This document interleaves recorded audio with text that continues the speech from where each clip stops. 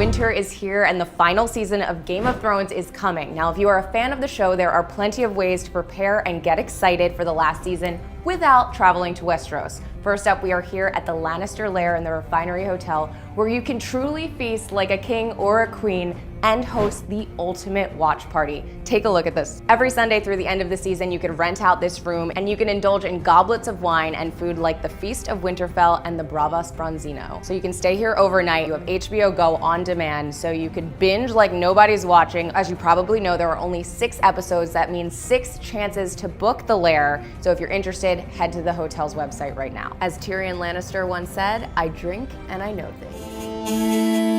Next up, we are headed to the Met for a Game of Thrones tour. Evan, tell me about the Game of Thrones tour that you offer here at the Met. We look at a lot of places and spaces in the museum that might remind viewers of places and spaces that they will see in the show, but we also look a lot at the influences that might have inspired some of the things we see in Game of Thrones. If you think about the Great Hall in Game of Thrones, where the Iron Throne is kept, it's a huge hall, very reminiscent of where we're standing. We can't talk Game of Thrones and not mention Arms and Armor. And we are in fact standing in the Arms and Armor court of the Metropolitan Museum. One of the first things that you notice when you walk into this court are the banners that go around the periphery of the wall. The banners, or as they're called in the show, the sigils, are an incredibly important part of the show. They become emblematic of who the families are and what they stand for. Now, if people want to go on the full tour or one of your other interactive tours, how can they sign up? They can go to our website, fableandlark.com. We offer a range of interactive experiential tours like Game of Thrones.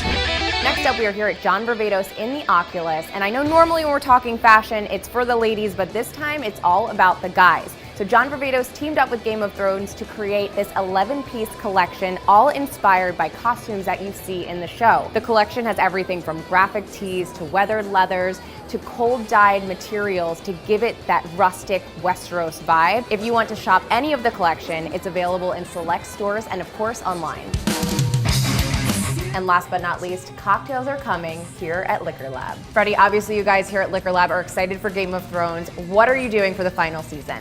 Well, for the premiere and most of the weeks throughout, we're going to be having an event where we're teaching people to create cocktails that are Game of Thrones inspired. The cocktails will evolve to reflect what's happening on the show. Okay, so which drink are you showing me how to make? I'm showing you how to make Beyond the Wall, okay, starting with a Chilean pisco, a little bit of a ginger liqueur, and then some rhubarb. Smiling is very important when you shake. If you don't smile, the alcohol knows, and that's how you get a hangover. And I feel like you'd look really mad, like. Freddie, thank you so much. Winter is here. And luckily, we have cocktails.